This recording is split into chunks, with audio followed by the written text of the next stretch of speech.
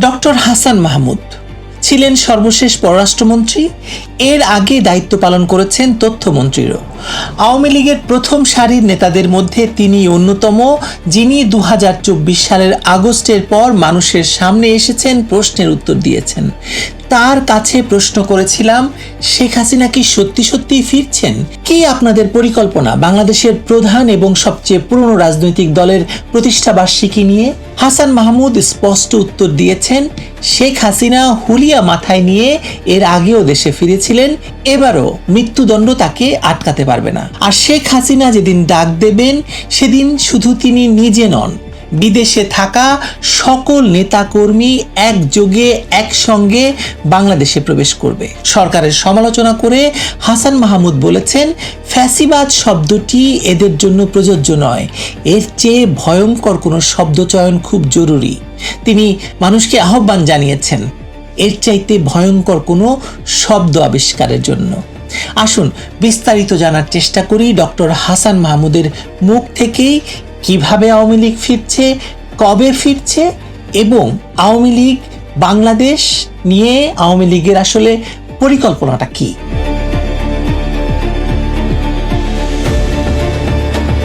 ধন্যবাদ ডক্টর হাসান মাহমুদ যোগ দেওয়ার জন্য। শুরুই করতে চাই হচ্ছে আপনাদের ফিরে আসা নিয়ে। আপনারা গেলেন কবে যে ফিরে আসার প্রশ্ন আসছে? এখন Awami League very much in the country. Awami লীগের কিছু নেতা বিদেশে আছে, কিছু নেতা কর্মী, সেটি কয়েক হাজার, ২-৩ হাজারের বেশি নয়, তো কয়েক হাজার। কিন্তু আওয়ামী লীগ তো শুধু কয়েক হাজার মানুষের মধ্যে সীমাবদ্ধ নয়। আওয়ামী লীগ একটি গণমানুষের দল। বাংলাদেশে কোটি কোটি মানুষ আওয়ামী লীগকে সমর্থন করে, এবং আমরা বিগত নির্বাচনগুলোর তথ্য যদি নেই, পরিসংখ্যান যদি নেই, তাহলে আমরা দেখতে পাই গত অন্তত ৬-৭টি নির্বাচনে আওয়ামী লীগের প্রাপ্ত ভোটের হার অ্যারাউন্ড 40, সামটাইমস ইট ওয়াজ মোর দেন 50। তো এখন এই অর্থাৎ ১৮ কোটি মানুষের দেশে আপনার ৫০% বেশি মানুষ যেই দলকে সমর্থন করে, সেই দলের কয়েকশো নেতা, কি ধরে নিলাম কয়েকশো নয়, ২-৩ হাজার নেতাকর্মী যদি বিদেশে থাকে, তাহলে আওয়ামী লীগ চলে গেছে সেটা তো বলা যায় না। Awami League very much in the country. Awami League প্রতিটা মহল্লায় আছে, প্রতিটা গ্রামে আছে, প্রতিটা পরিবারে আছে আওয়ামী লীগ। সুতরাং আওয়ামী লীগ কোথাও যায়নি, আওয়ামী লীগ বাংলাদেশে আছে। এই যে প্রতিষ্ঠা বার্ষিকী আসছে, ধরুন আওয়ামী লীগ এমন একটি দল, সবচেয়ে পুরাতন, সবচাইতে জনভিত্তির দল, সেই দলটিকে তার প্রতিষ্ঠা বার্ষিকী পালন করতে দেওয়া হচ্ছে না, নিষিদ্ধ করে রাখা হয়েছে। ধরুন এটা কি কোনো দেশের গণতান্ত্রিক পরিস্থিতি, কিংবা আপনি যে ধরনের পরিস্থিতি বলুন না কেন, তাকে তার কোনো শুভ নির্দেশ করে? দেখুন, বাংলাদেশে এখন যা চলছে, যে দলটি বাংলাদেশের স্বাধীনতায় চায়নি, শুধু স্বাধীনতা চায়নি নয়, স্বাধীনতাকামীদের বিরুদ্ধে অস্ত্র ধারণ করেছিল, স্বাধীনতা যুদ্ধে পাকিস্তানিদের সহযোগী হিসাবে পাকিস্তানিদের পক্ষে, পাকিস্তানের পক্ষে যুদ্ধ করেছে, এবং আমাদের বুদ্ধিজীবী হত্যাকাণ্ডের সাথে যুক্ত। আলবদর, আল শামস রাজাকার বাহিনী গঠন করার ক্ষেত্রে যারা ভূমিকা রেখেছিল, যাদের সদস্যরা আলবদর বাহিনীতে জয়েন করেছিল, আর রাজাকারে জয়েন করেছিল, আল শামসে জয়েন করেছিল, সেই দল সংসদে বিরোধী দল। আর যেই দলের নেতৃত্বে দেশ স্বাধীন হলো, যেই দল বঙ্গবন্ধু শেখ মুজিবুর রহমান, জাতির পিতা বঙ্গবন্ধু শেখ মুজিবুর রহমান আওয়ামী লীগেরই সভাপতি ছিলেন, আওয়ামী লীগেরই নেতা ছিলেন, তিনি স্বাধিকার আদায়ের আন্দোলন থেকে স্বাধীনতা সংগ্রামের পরে স্বাধীনতা যুদ্ধে ডাক দিয়েছেন, এবং ২৫শে মার্চের দিবাগত রাতে স্বাধীনতা ঘোষণা করেছিলেন। এবং এরপর ১০ই এপ্রিল আপনার বাংলাদেশের জামাত নেতা বললেন আজকে যে আওয়ামী লীগ নাকি স্বাধীনতা ঘোষণা করার, আওয়ামী লীগের কোন নেতার সাহস হয়নি স্বাধীনতা ঘোষণা করার। বঙ্গবন্ধু শেখ মুজিবুর রহমান যে স্বাধীনতা ঘোষণা করেছে, সেটি যারা স্বাধীনতাটা চায়নি তারা কি বলল তাতে তো কিছু আসে যায় না। বঙ্গবন্ধু যে স্বাধীনতা ঘোষণা করেছে সেটি আমেরিকার সিবিএস নিউজ, অস্ট্রেলিয়ার টেলিভিশন, ইউকের বিভিন্ন পত্রপত্রিকা, পাকিস্তানের বিভিন্ন পত্রপত্রিকা, ইয়াহিয়া খানের বিবৃতি, আপনার আহ, কলকাতা সহ ভারতের বিভিন্ন পত্রপত্রিকা, পৃথিবীর বিভিন্ন পত্রপত্রিকায় সেটিতে লেখা আছে। এমনকি আপনার অন্যান্য দেশেও, শুধু আমি কয়েকটা দেশের নাম বললাম, আমি যখন তথ্য মন্ত্রণালয়ের দায়িত্বে ছিলাম আমরা সেগুলো সব কালেক্ট করেছিলাম। জানি না সেগুলো এখন রেখেছে কিনা। তো এবং সেগুলোর আপনি দেখবেন সামাজিক যোগাযোগ মাধ্যমে বঙ্গবন্ধু যে স্বাধীনতা ঘোষণা করেছে এবং সেটি যে সিবিএস নিউজ বলছে, সেই ভিডিও ক্লিপটি কিন্তু আমাদের সামাজিক যোগাযোগ মাধ্যমে মাঝে মধ্যে ঘুরপাক খায়। এবং সুতরাং বঙ্গবন্ধু স্বাধীনতা ঘোষণা করেছিল, আমি যেটা সেটা দিবালোকের মতো স্পষ্ট শুধু নয়, সেটা হচ্ছে ধ্রুব সত্য, কেউ বলুক আর না বলুক। আর বিএনপি যেটা বলে, বিএনপি প্রতিষ্ঠাতা জিয়াউর রহমান 27শে মার্চ বঙ্গবন্ধুর পক্ষে স্বাধীনতার ঘোষণা পাঠ করেছিলেন। এটিই সত্য, এটিই বাস্তবতা। কিন্তু তার আগে 26শে মার্চ বঙ্গবন্ধুর পক্ষে স্বাধীনতার ঘোষণা প্রথম চট্টগ্রাম বেতার কেন্দ্র থেকে পাঠ করেছিলেন তৎকালীন অবিভক্ত চট্টগ্রাম আওয়ামী লীগের সাধারণ সম্পাদক এম এ হান্নান, যিনি 74 সালে অ্যাক্সিডেন্টে মারা গিয়েছিলেন, রোড অ্যাক্সিডেন্টে মারা গিয়েছিলেন। এবং সবচেয়ে বড় কথা হচ্ছে, যেই দলটি স্বাধীনতা যুদ্ধে নেতৃত্ব দিল এবং স্বাধীনতা যুদ্ধকালীন সময়ে 10ই এপ্রিল যে সরকার গঠিত হয়েছিল, সেই সরকারের রাষ্ট্রপতি ছিলেন জাতির পিতা বঙ্গবন্ধু শেখ মুজিবুর রহমান, উপরাষ্ট্রপতি ছিলেন সৈয়দ নজরুল ইসলাম, প্রধানমন্ত্রী ছিলেন জনাব তাজউদ্দিন আহমেদ। সেই সরকারেই কিন্তু সেক্টর কমান্ডগুলো গঠন করেছিল।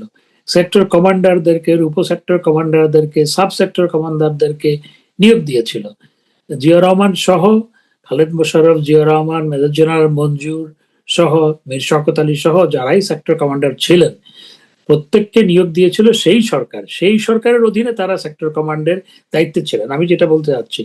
এবং তারা 400 টাকা করে ভাতা পেত সেই সরকারের হাত থেকে। এবং যেহেতু সেই সরকারের অধীনে মুক্তিযুদ্ধ পরিচালিত হয়েছে, স্বাধীন হওয়ার পর 16ই ডিসেম্বর সেই সরকারই বাংলাদেশে এসে বাংলাদেশের কার্যভার গ্রহণ করেছিল। তো এগুলো তো আপনার কেউ অস্বীকার করার কোনো সুযোগ কিন্তু নাই। সুযোগ না, কিন্তু এই এই ঐতিহাসিক সত্যকে তো একেবারেই মিসমার্ক করে দেওয়া হয়েছে 2024 সালের পর থেকে, মানে আগস্টের পর থেকে। এবং এবং সেই সত্যের উপর ভিত্তি করেই ধরুন বিএনপি যদি দাবিও করে যে তারা মুক্তিযুদ্ধের ঘোষকের দল, কিন্তু তারা তো চ্যালেঞ্জ করছে না তাদেরকে, যারা এই এই এই অসত্য, এই ইতিহাস বিকৃতি যারা ঘটাচ্ছে তাদেরকে তো চ্যালেঞ্জ করছে না। তো বিএনপির মনস্তত্ত্বটা কি আসলে, কেন চ্যালেঞ্জ করছে না? বিএনপি তো নিজেই ইতিহাস বিকৃতি ঘটাচ্ছে। বিএনপি তো বঙ্গবন্ধুকে খাটো করছে। এবং ইতিহাস বিকৃতি তো বিএনপির হাত দিয়েই হয়েছে শুরু থেকে। এবং আজকে যেহেতু তারা, এখন তো ইতিহাস বিকৃতি নয়, পুরো ইতিহাসটাকে অস্বীকার করা হচ্ছে। বিকৃতি একটা জিনিস, ইতিহাসকে অস্বীকার করা হচ্ছে। কোন সময় যে বলে বসে যে জামাত ইসলাম কিংবা তাদের সহযোগীরা বলে বসে যে গোলাম আজমাই স্বাধীনতা ঘোষণা করেছিল, সেটি শুনলেও আশ্চর্য হওয়ার কোনো কিছু নাই। এখন যেভাবে কথা হচ্ছে, এই যে কি কারা কারা যে, আমি নাম নিতে চাই না, নাম নিয়ে কাউকে লজ্জা দিতে চাই না, এই যে টেলিভিশনে আপনার টক শোতে যে সমস্ত কথাবার্তা বলে, এগুলো এমনকি আপনি জিয়া রহমানও নিজে যতদিন বেঁচে ছিলেন তিনি কখনো দাবি করেন নাই যে তিনি স্বাধীনতার ঘোষক। তিনি নিজেই কোনোদিন দাবি করেননি। জিয়া রহমান নিজে বঙ্গবন্ধুর পক্ষে আপনার নিবন্ধ লিখেছে। একটি জাতির জন্ম, এটা তো হ্যাঁ, আমাদের সব মানে বহুল পঠিত একটি নিবন্ধ। বহুল পঠিত নিবন্ধ। এবং একই সাথে তিনি দরখাস্ত করে বাকশালের সদস্য হয়েছিলেন।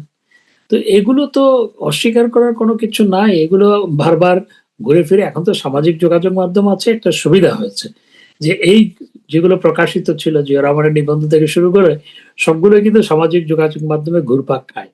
এরপরও কেন যে ওরা এই সমস্ত অস্বীকার করে, সেটি আমার বোধগম্য নয়। এটি কি আপনার মনে হয়, ধরেন মুক্তিযুদ্ধের যে মানে এই ইতিহাসকে অস্বীকার করা, তারপরে আওয়ামী লীগকে নিষিদ্ধ করা, সবকিছু তো আসলে খুব গায়ের জোরে হচ্ছে, মানে মানে একদম একদম শক্তি প্রয়োগ করে, এবং মানে কোনোভাবেই কি এটাকে গণতান্ত্রিক বলা যায় বা কোনো ধরনের? এটা হচ্ছে ফেসিবাদের চূড়ান্ত রূপ, ফ্যাসিজমের চূড়ান্ত রূপ। ফ্যাসিজম শব্দটাও এখানে যথার্থ নয়। এই আজকের যে পরিস্থিতি এবং ইউনূস সরকারের আমলে ১.৫ বছরের যে পরিস্থিতি, সেটিকে বর্ণনা করার জন্য ফ্যাসিজম থেকেও অন্য কোনো শব্দের উৎপত্তি ঘটাতে হবে। এটি এরকম, অর্থাৎ এটা যদি আহ, ধর্মীয় ভাষায় বলি আইয়ামে জাহালিয়াত, তাহলে আজকে বাংলাদেশে যা চলছে, যা ঘটেছে, সেই আইয়ামে জাহালিয়াতের সাথে সেটি তুলনীয়। আমি আবার ফেরার প্রশ্নে আসি, আওয়ামী লীগের ফেরার প্রশ্নে। আওয়ামী লীগ সভানেত্রী শেখ হাসিনা ঘোষণা দিয়েছেন তিনি বাংলাদেশে ফিরছেন। মানে যে পরিস্থিতি তৈরি হয়েছে, অনেকে প্রশ্ন তুলছেন যে ফাঁসির দণ্ডাদেশ দেওয়া হয়েছে তাকে, একাধিক মামলায় তাকে জর্জরিত হয়ে আছেন তিনি, আপনি সহ। এমত অবস্থায় তিনি আসলে দেশে ফিরবেন কি করে? প্রথম প্রশ্ন এটা। দ্বিতীয় প্রশ্ন হচ্ছে যে এটা কি কথার কথা বলেছেন নাকি এর পেছনে দৃঢ় কোনো সত্য আছে বলে আপনার মনে হয়? দেখুন, জননেত্রী শেখ হাসিনার যদি অতীত ট্র্যাক রেকর্ড আমরা পর্যালোচনা করি, তখন আমরা দেখতে পাই যে তিনি হুলিয়া মাথায় নিয়ে, আপনার হত্যা মামলা মাথায় নিয়ে তিনি 2007 সালে কিন্তু দেশে ফিরেছিলেন, এবং আহ, তাকে একে একে আমরা 19 বার বলি, 5ই আগস্ট সহ আরো বেশি 20-21 বার তাকে হত্যা করার অপচেষ্টা চালানো হয়েছে। তিনি মৃত্যুকে হাতের মুঠোয় নিয়ে রাজনীতির মাঠে আছেন এবং দেশ পরিচালনা করেছেন, আমাদের দল পরিচালনা করেছেন, দলের নেতৃত্ব দিয়েছেন এবং দিচ্ছেন। সুতরাং জন্ম আর মৃত্যু, এগুলো তিনি মনে করেন, আমরাও মনে করি, এবং এটাই সত্য, সেটি হচ্ছে সেটি আল্লাহর হাতে। এখন ওনাকে কোনো একটা ক্যাঙ্গারু কোর্ট মৃত্যুদণ্ড দিল, এবং সেই মৃত্যুদণ্ডের যে আপনার রায় দিয়েছে সেটা তো বিশ্বব্যাপী নিন্দিত হয়েছে। সুতরাং জননেত্রী শেখ হাসিনা এগুলোকে তোয়াক্কা করেন না, এগুলোকে পরোয়া করেন না। তার অতীত ইতিহাস যদি আমরা পর্যালোচনা করি, আমরা সেটি দেখতে পাই।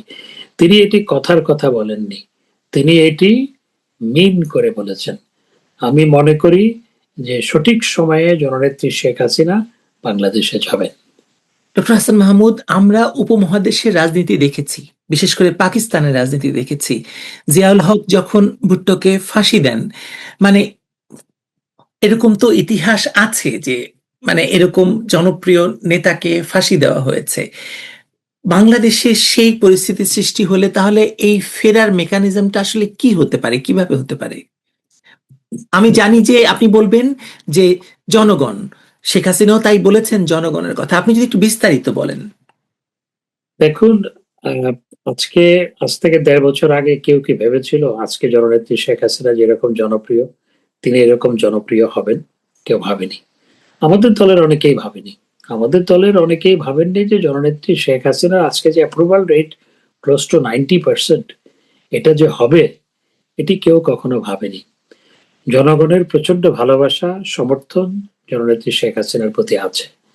সুতরাং যে যার পক্ষে এরকম জনগণ থাকে, সেই জনগণের ভালোবাসা, সমর্থন, সেটি যখন জনস্রোতে রূপান্তরিত হবে, তখনই জননেত্রী শেখ হাসিনা বাংলাদেশে যাবেন সেই জনস্রোতের উপর ভর করে।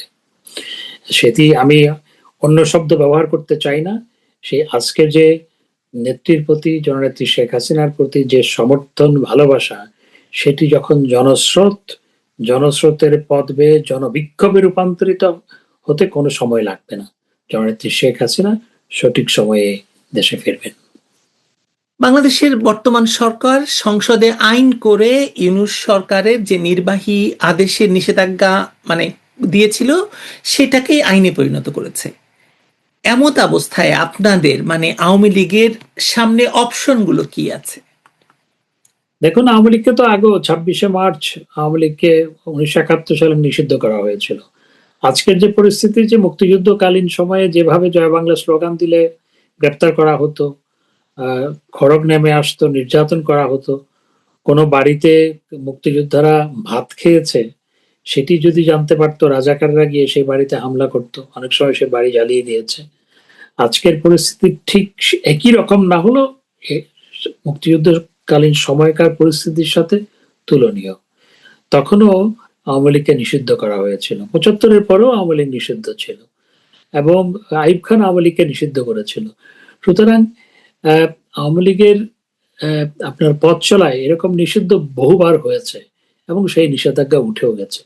এখনো জনগণ যেই দলকে সমর্থন করে ব্যাপকভাবে, আন্তর্জাতিক গণমাধ্যমের রিপোর্ট অনুযায়ী রয়টার্স রিপোর্ট অনুযায়ী আরো 8-9 মাস আগে রয়টার্স রিপোর্ট করেছিল যে আওয়ামী লীগকে 50% মানুষ সমর্থন করে, আর জননেত্রী শেখ হাসিনার অ্যাপ্রুভাল রেট 85-90%।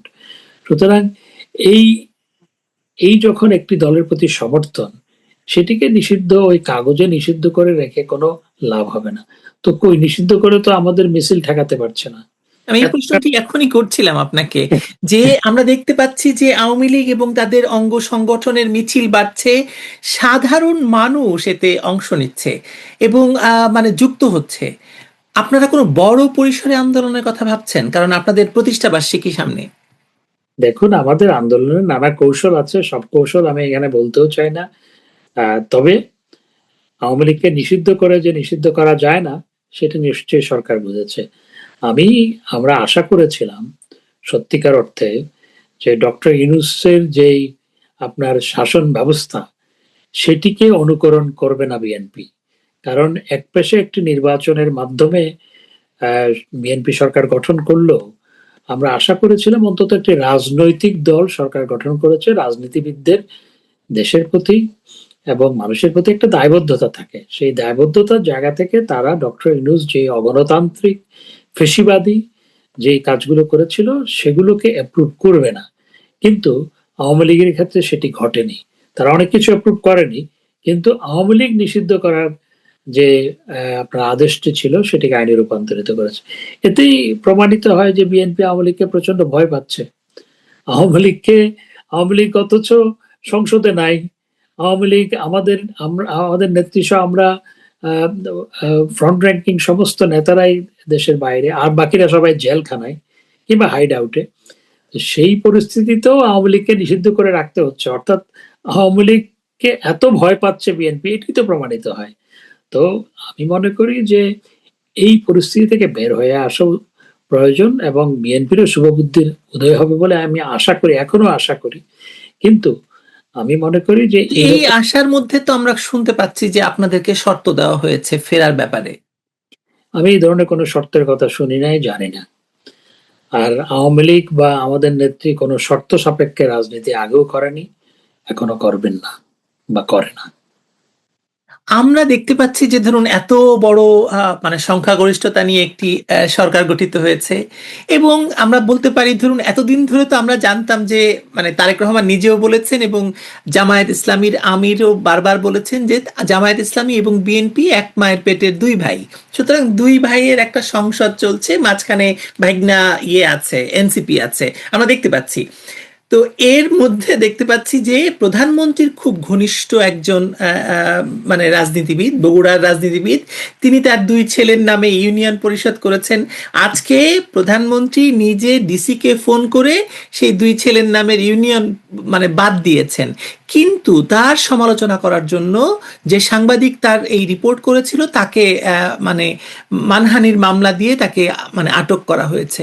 মানে কি চলছে দেশে, হাসান মাহমুদ? আমি এই প্রসঙ্গে বলার আগে আরেকটি কথা, আপনি যেটা আপনার প্রশ্নের মধ্যে বলেছিলেন, বিরাট সংখ্যাগরিষ্ঠতা নিয়ে বিএনপি সরকার গঠন করেছে। বিএনপি বিরাট সংখ্যাগরিষ্ঠতা নিয়ে সরকার গঠন করেছে, কিন্তু বিএনপি এতদিনে আমরা যেটা বুঝতে পারলাম, খুবই দুর্বল একটি সরকার। কারণ দুর্বল সরকার এই জন্য, জামাতের ভয়ে তারা অনেক সিদ্ধান্ত নেয় না। আপনি আইসিটি ট্রাইব্যুনালে যে প্রসিকিউটরদেরকে ডক্টর ইউনূস আমলে নিয়োগ দেওয়া হয়েছিল, যা এবং তদন্ত টিম যেগুলো নিয়োগ দেওয়া হয়েছিল, বিএনপি সরকার গঠন করলো 4 মাস হয়ে গেল। তো 4 মাসের মাথায়ও তারা সেখানকার চিফ প্রসিকিউটর ছাড়া আর কাউকে বাদ দিতে পারেনি, বা নিজেদের মানুষকেও বসাতে পারেনি। আমি বলছি তাদের বিরুদ্ধে তো টাকা পয়সা মানে তসরুপের অভিযোগ রয়ে গেছে, এবং এই আইসিটি ব্যাপারটি তো আসলে এই মামলায় খাটে না বলে শেখ হাসিনা বারবার বলছেন, আন্তর্জাতিক মানে আইন বিশেষজ্ঞরা বলছেন। হ্যাঁ, সুতরাং প্রথমত তো এটি একটি আপনার এই কোর্টটা একটি ক্যাঙ্গারু কোর্ট। দ্বিতীয় কথা, আমি ধরে নিলাম তারা এই কোর্টটাকে চালু রাখতে চায়, কিন্তু এখনো কিন্তু সেখানে জামাতের নিয়োগকৃত, অর্থাৎ জামাত প্রভাবে ডক্টর ইউনূস সময় যে নিয়োগ দেওয়া হয়েছিল সেগুলো সব রয়ে গেছে। আরো অনেক জায়গায় জামাত যাদেরকে নিয়োগ দিয়েছিল সেগুলো রয়ে গেছে। কারণ কি, আমরা খোঁজ নিয়ে দেখতে পেলাম যে জামাতরে ভয় পায়। অনেক সংখ্যাগরিষ্ঠতা, কিন্তু জামাতের ভয়ে তটস্থ প্রতি মুহূর্ত। সেই জন্য সরকার গঠন করার আগেই দেখলাম যে সরকার গঠন করার পরপর কিংবা আগে যে প্রত্যেকের বাড়ি বাড়ি গেলেন তারেক রহমান। আবার মাঝে মধ্যে জামাতের আমিরকে ডেকে নিয়ে সংসদেও বসে দেখলাম। তো এই যে পরিস্থিতি, তারা অনেক সংখ্যাগরিষ্ঠতা পেয়েছে কিন্তু দুর্বল সরকার সত্যিকার অর্থে। অনেকেই বলছেন যে যে তারেক রহমান যে এত দুর্বল সরকারের নেতৃত্ব দিবেন, বিএনপির লোকজনই বলছে যে তারা ভাবেন নাই। আর আরেকটি বিষয় যেটি আপনি বললেন যে স্থানীয় সরকার প্রতিমন্ত্রী তার আপনার 2 ছেলের নামে, আবার তার বংশের নামে ইউনিয়নের নাম দিয়েছে। তার বউয়ের নামও একটা দিলে পারতো, ওটা কেন বাদ থাকলো আমি জানি না। ভালোবাসে না হয়তো বউকে। আবার সংসদে আলোচনা হয় এবং স্পিকার সেখানে কথা বলে, এগুলো কি সংসদের আলোচ্য বিষয় কিনা আমি জানি না, যে মুতবিয়ে নিয়ে আলোচনা হয় এবং সেটা কে কত এক্সপার্ট এটি নিয়ে স্পিকারও কথা বলেন, আবার অন্যরাও কথা বলেন। যে এই যে সংসদকে একটা ভাগাড়ে পরিণত করা হয়েছে এবং আপনার এই প্রথমত আমি যেটা মনে করি যে তারেক রহমান যদি সিদ্ধান্ত নেন তাহলে এই প্রতিমন্ত্রীকে বাদ দেওয়া উচিত। আর না হয় 2 ছেলের নামের সাথে তার বউয়ের নামও একটা ইউনিয়নের নামকরণ করে দেওয়া উচিত। আর আমি আজকের কাগজে দেখলাম, অর্থাৎ অনলাইনে দেখলাম যে শাহ আলম সাহেবের নামে আপনার একটা স্কুলের নামকরণ করার জন্য সুপারিশ গেছে। দেখুন, আমি 4বার এমপি ছিলাম, আমি 3 দফা মন্ত্রী ছিলাম। আমার কনস্টিটুয়েন্সিতে বা আশেপাশে কোনো কিছু একটা আইলের নামও আমার নামে নাই, আমি করি নাই, বা করার কেউ বললেও আমি সেটা কোনোদিন শুনিনি। আমি মনে করি আমাদের জীবদ্দশায় এটা আমার করার কোনো, জনগণ ভালোবেসে যদি ভবিষ্যতে কেউ কিছু করে সেটা অন্য জিনিস, কিন্তু এই যে নিজের নামে সবকিছু করে নেওয়ার যে মনোবৃত্তি যিনি লালন করেন, তিনি মন্ত্রী থাকেন কিভাবে? সেটাই তো প্রশ্ন। শুধু মন্ত্রী নন তো, তিনি তো এখন অর্থ মন্ত্রণালয় সংক্রান্ত কমিটির মানে সদস্য হয়েছেন। না, কমিটির সদস্য সব এমপিরা হয় বা মন্ত্রীরা হয়, সদস্য সবাই হয়। কিন্তু মন্ত্রীরা কি হতে পারেন? এইটা তো বাদ দেওয়া হয়েছিল। না, এমপি মন্ত্রীদেরকে সংসদীয় কমিটির চেয়ারম্যান থেকে বাদ দেওয়া হয়েছিল, কিন্তু সদস্য বিভিন্ন মন্ত্রণালয় হতে পারে। আচ্ছা আচ্ছা, আরো একটি প্রশ্ন হচ্ছে যে এই মন্ত্রী বলছেন যে আওয়ামী লীগকে রাজনীতি করতে দেওয়া হবে না, মানে এটা কি ওনার অপকর্মগুলো ঢাকার জন্য কিনা? ওনার অপকর্ম ঢাকার জন্যই তো আমি মনে করি, এতদিন বলে নাই, হঠাৎ করে এখন কেন বলছে যে সুতরাং ওনার অপকর্ম ঢাকার জন্য এই কথাগুলো বলছে। দলের মধ্যে তার অবস্থান যেটা নড়বড়ে হয়ে গেছে বা সরকারের মধ্যে যে নড়বড়ে হয়ে গেছে সেটিকে একটু ঠিকঠাক করার জন্য এই কথাগুলো বলছে, আমি সেটাই মনে করি। আপনি এই মুহূর্তে বললেন যে সংসদে খুবই অর্বাচীন মানে আলাপ হয় এবং মানে মুতা বিয়ে, তারপরে ধরুন 1981 সালে জন্ম নেওয়া এমপি নিজেকে শহীদের সন্তান বলে দাবি করছেন, পরে জানা গেল যে তার পিতা জীবিত। এরকম হাস্যকর অনেক বিষয় আলোচনা হচ্ছে, কিন্তু ধরুন মানে আজ পর্যন্ত হামে 670 জন, মানে 70 জন শিশু, মানে 70টি শিশু মারা গেছে। এখনো পর্যন্ত হামকে মহামারী ঘোষণা করা হয়নি, হাম নিয়ে আলোচনা হচ্ছে না। সবচেয়ে বড় কথা, এর জন্য যারা দায়ী, ইউনূস সরকার এবং ইউনূস সরকারের স্বাস্থ্য উপদেষ্টা, তাদের বিরুদ্ধে মামলা পর্যন্ত আদালত নিচ্ছে না। দেখুন, অথচ আপনাদেরকে হত্যা মামলায় আপনার আসামি। হ্যাঁ, হত্যা মামলায় আসামি না, আমার বিরুদ্ধে তো 250 মামলা, 250 মামলার মধ্যে মনে হয় 220-30টাই হত্যা মামলা। তো যখন বিদেশে ছিলাম তখনও হত্যা মামলা, আমি তো ফরেন মিনিস্টার ছিলাম। আমি আপনার আগস্টের 3 তারিখ সন্ধ্যাবেলায় দেশে গেছি, তার আগের প্রায় 7-8 দিন আমি বিদেশে ছিলাম, তার আগেও ছিলাম। আমি যখন বিদেশ ছিলাম তখনও বাংলাদেশে যে সমস্ত ঘটনা ঘটেছে সেগুলোতেও আমি আসামি। তো আমি কেন, দেখুন রেহান আপার মেয়েরা, তারা বিদেশে, তারা দেশে যায়ই নাই, আমি তো আসা যাওয়ার মধ্যে ছিলাম, তাদের বিরুদ্ধে মামলা। সজীব ওয়াজেদ জয় যায়ই নেই, আপনার সামনে যিনি বসে আছেন তার নামেও 6-7টা মামলা আছে, অসুবিধা নেই, বলুন। আপনার বিরুদ্ধেও মামলা। সুতরাং এবং এই যে সাংবাদিকদের নির্যাতন, আপনি যে বললেন শাহ আলম প্রতিমন্ত্রী, শাহ আলম সাহেবের বিরুদ্ধে যিনি আপনার নিউজ করেছে তার বিরুদ্ধে মামলা দেওয়া, সাংবাদিক নির্যাতন যেভাবে বাংলাদেশে হচ্ছে, আফ্রিকার জঙ্গলও এইভাবে সাংবাদিক নির্যাতন হচ্ছে না। সাংবাদিকদের মধ্যে মোজাম্মেল বাবু ক্যান্সারের রোগী, এবং আপনার শ্যামল দত্ত নানা আপনার শারীরিক জটিলতা রোগ আছে। তারপর আপনার ফারজানা রূপা এবং শাকিল, তারাও প্রচন্ড অসুস্থ। তাদের একটা বাচ্চা, সে মা বাবা ছাড়া, মানবিকতাও তো দেখাচ্ছে না। শাহরিয়ার কবিরের মতো এর কবিরের মতো একজন বয়োবৃদ্ধ মানুষ, ক্লোজ টু 80 আই থিঙ্ক, তাকে জামিন দিচ্ছে না। এই যে এগুলো তো চরম ফেসিবাদের চেয়েও জঘন্য। এগুলোকে কি দিয়ে সংজ্ঞায়িত করা যায় আমি জানি না। আমার বাংলা ভাষায় সেরকম শব্দ এখনো হয়নি। একটি শব্দ দরকার এই পরিস্থিতিকে সংজ্ঞায়িত করার জন্য, এবং এই পরিস্থিতির উত্তরণের জন্য আজকে দেখুন সিপিজে সহ বিভিন্ন আপনার ইন্টারন্যাশনাল জার্নালিস্টদের অর্গানাইজেশন আজকে বাংলাদেশকে টপ 10টা দেশে যেখানে সবচেয়ে বেশি সাংবাদিক নির্যাতন হয় তার মধ্যে বাংলাদেশকে রেখেছে। ইনফ্যাক্ট বাংলাদেশ 2-3 নম্বরের মধ্যে একটা। এই পরিস্থিতি তো, সুতরাং আজকে যা ঘটছে সেটি সত্যিকার অর্থে আমরা আজকে বিদেশে বাংলাদেশের পরিচয় দেওয়া যায় না যে তোমরা এমন একটা দেশ থেকে এসছো, তোমরা এমন একটা দেশের মানুষ যেখানে মানুষ পিটিয়ে হত্যা করে আবার আগুন দিয়ে জ্বালিয়ে দেওয়া হয়, মানুষ পিটিয়ে হত্যা করে আবার রোড আইল্যান্ডে আপনার টাঙিয়ে রাখা হয়, বিদ্যুৎ ইলেকট্রিক পোল থেকে টাঙিয়ে রাখা হয়, কিংবা ফুটওভার ব্রিজ থেকে টাঙিয়ে রাখা হয় তোমরা, এবং রাস্তার মধ্যে পিটিয়ে মানুষ হত্যা করা হয়। আপনি দেখুন ভয়াবহ চিত্র আপনার সামাজিক যোগাযোগ মাধ্যমে যেগুলো পাই। পাথর দিয়ে মেরে, একটা মানুষকে মেরে আবার তার মাথার উপর পাথর নিক্ষেপ করা হয়। আজকে দেখলাম একজনকে আপনার নালার মধ্যে, ড্রেনের মধ্যে ফেলে দিয়ে তার উপর আবার পাথর নিক্ষেপ করা হচ্ছে।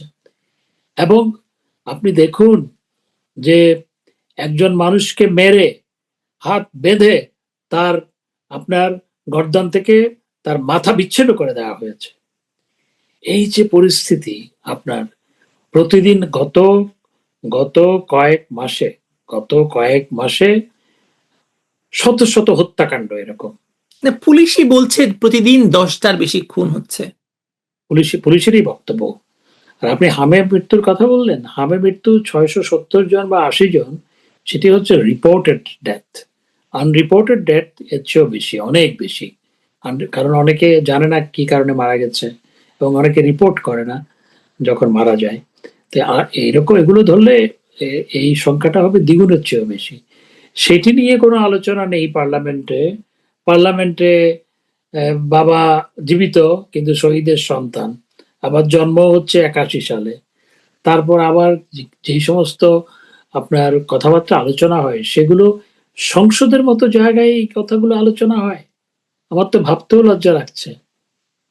হয়তো বলবে আপনাদের সময় গান গাওয়া হয়েছিল। গান গাওয়া তো অপরাধ নয়, গান গেয়েছে। হ্যাঁ, গান গাওয়া কি অপরাধ? গান গাওয়া তো অপরাধ নয়। গান তো সেটা গানের সুরে বক্তব্য রেখেছে, গান গাওয়া নয়। ঠিক, গানের সুরে বক্তব্য রেখেছে। তো গান গাওয়া এক জিনিস, গানের সুরে বক্তব্য রাখা ভিন্ন জিনিস। তো সংসদে তো কবিতাও অনেক, বাংলাদেশের ইতিহাসে বা আমাদের পূর্ব বাংলার ইতিহাসে কিংবা পাকিস্তান আমলে সংসদে তো অনেকেই কবিতা পড়েছে। তো কবিতার এখন গানের সুরে তিনি বক্তব্য রেখেছেন। কিন্তু আজকে যে আলোচনাগুলো হচ্ছে এগুলো সত্যি অনভিপ্রেত। কিন্তু ধরুন হাসান মাহমুদ, এই যে 680 শিশুর মৃত্যু হামে, মামলা নেওয়া হলো না ডক্টর ইউনূসের নামে এবং ইসের নাম মানে নূরজাহান বেগমের নামে, ধরুন সিনারিওটা আপনাদের আমলে ঘটছে, আপনারা ক্ষমতায় থাকতে পারতেন? অবশ্যই না। আমাদের সময় তো আপনার যেভাবে লেখালেখি হতো, আমি তথ্যমন্ত্রী ছিলাম যখন, আমার বিরুদ্ধেই পত্রিকায় লেখালেখি হয়েছে এবং হতো, আমরা সেগুলো অ্যালাউ করেছি। কিন্তু এখন আপনি দেখুন, এই যে কি একটা উপদেষ্টা হয়েছিল, কি নাম, তিশার জামাইয়ের নাম কি? ফারুকি। ফারুকি। তাকে একটা কঠিন প্রশ্ন করেছে, সেই কারণে ও ফোন করে ওই সাংবাদিককে চাকরিচ্যুত করে দিল, তাই না? তারপর ফারুকি, আমি যখন তথ্যমন্ত্রী তখন মানববন্ধন করেছিল আপনার, তার ওই যে সিনেমা শনিবার বিকেল। তো তুমি তো তথ্যমন্ত্রী ছিলা, তুমি কেন এটা মুক্তি দিতে পারো নাই? তুমি তো 1 বছর তথ্যমন্ত্রী দায়িত্বে ছিলা, মন্ত্রী না থাকলেও তথ্য মন্ত্রণালয়ের দায়িত্বে ছিলা, তুমি কেন পারলা না বেটা? তো এই যে এরা আপনার সুতরাং এই যে কাজগুলো ঘটেছে, নূরজাহান বেগম কোন যোগ্যতায় উপদেষ্টা হলেন? ডক্টর ইউনূস সাহেবের বান্ধবী সেই কারণে, কিংবা তার ওখানে চাকরি করেন সেই কারণে, দীর্ঘদিনের সখ্যতা সেই কারণে? হ্যাঁ, এই যে আমি তো মনে করি এই যে অনাচারের জন্য এদের সবার বিচার হওয়া দরকার। আমি অন্তত এই সরকারকে কাছে দাবি জানাবো যে অনাচারগুলো করে গেছে, যেন সেই অনাচারের জন্য এদের সবার বিচার করা হয়। হাসান মাহমুদ, আওয়ামী লীগের ফিরে আসা নিয়ে আবার আমি প্রশ্ন ফেরত যাই। আওয়ামী লীগ ফিরে এসে আপনারা এই বিধ্বস্ত দেশের কোত্থেকে শুরু করবেন, মানে কোন বিষয়কে আপনারা প্রাধান্য দেবেন? দেখুন, আমি মনে করি বাংলাদেশ তো একটা জননেত্রী শেখ হাসিনা বাংলাদেশকে একটা সাজিয়ে গুছিয়ে একটি দেশ পরিচালনা করছিলেন, সেটিকে আজকে ধ্বংসস্তূপে রূপান্তরিত করা হয়েছে। এবং সবচেয়ে বড় কথা হচ্ছে যে সামাজিক যে অস্থিরতা তৈরি করা হয়েছে এবং যে সামাজিক সহিংসতা ছড়িয়ে পড়েছে সমাজের রন্ধ্রে রন্ধ্রে, এটি বন্ধ হওয়া প্রয়োজন।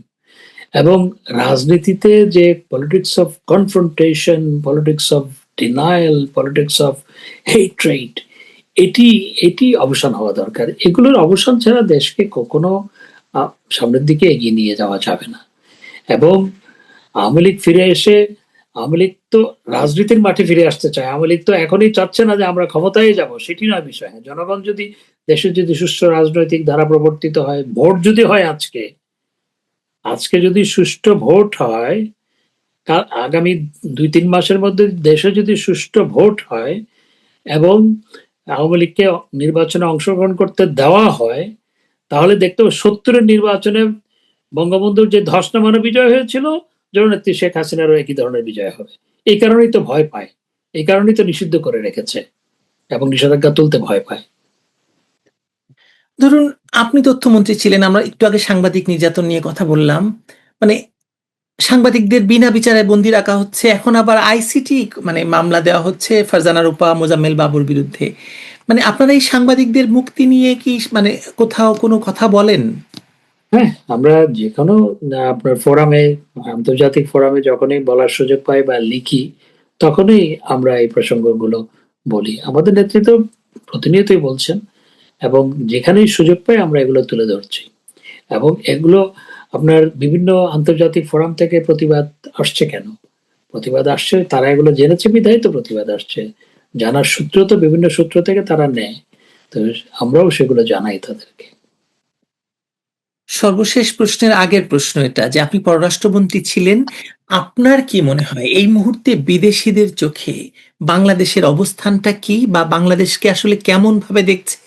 আর আমরা দেখতে পাচ্ছি যে পাকিস্তান, মানে পাকিস্তানের সঙ্গে বাংলাদেশের সম্পর্ক তো ইউনূসের মানে খুবই দহরম মহরম হচ্ছে, এবং আমরা যে কোনো জায়গায় অস্ত্র ধরা পড়ছে বাংলাদেশে, এবং সেখানেই মেড ইন পাকিস্তান অস্ত্র হচ্ছে। সো বাংলাদেশকে কি একটা, ধরুন, কোকুন অফ টেরর আমরা দেখেছিলাম 2001 সালে যখন ক্ষমতা এসেছিল, আলেক্স পেরি টাইম ম্যাগাজিনে কোকুন অফ টেরর করেছিলেন। মানে বাংলাদেশ কি আসলে ওই অবস্থায় চলে গেছে আবার, নাকি এর চাইতেও খারাপ পরিস্থিতি? আমি তো মনে করি বাংলাদেশের জন্য যে আপনি যেই ইয়ের কথা বললেন, মুভির কথা বললেন, সেটি নয়, তার চেয়েও জঘন্য কোনো কিছু যদি তৈরি করতে হয়, বাংলাদেশ হচ্ছে এখন প্রকৃষ্ট উদাহরণ।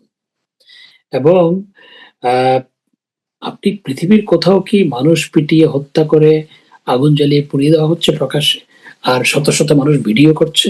এমন চিত্র পৃথিবীর কোথাও গত 10 বছরে দেখেছেন? গত 10, 15, 20 বছরে দেখেছেন? সিরিয়ায় হয়েছে, মানে আমরা সিরিয়ার কথা জানি। সিরিয়াতে হয়েছে, এরকম হয়নি। এই যে পরিস্থিতি, এটি বাংলাদেশ সম্পর্কে আজকে আমরা যখন বিদেশে বিভিন্ন জায়গায় যাই, বাংলাদেশ সম্পর্কে বলার পরেই তারা এই প্রসঙ্গগুলোর অবতারণা করে। আগে বাংলাদেশ ছিল ইমার্জিং টাইগার, আগে বাংলাদেশ ছিল আপনার একটা সম্ভাবনাময় দেশ। আজকে বাংলাদেশ হচ্ছে সংঘাতময় একটি দেশ। আজকে বাংলাদেশ হচ্ছে এমন একটা দেশ যেটার সাথে আফগানিস্তানের তুলনা করা হয়। সুতরাং এই পরিস্থিতি থেকে উত্তরণের জন্য আমি মনে করি যে একটা রাজনৈতিক মতৈক্য দরকার, মতানৈক্য নয়, একটি রাজনৈতিক মতৈক্য দরকার।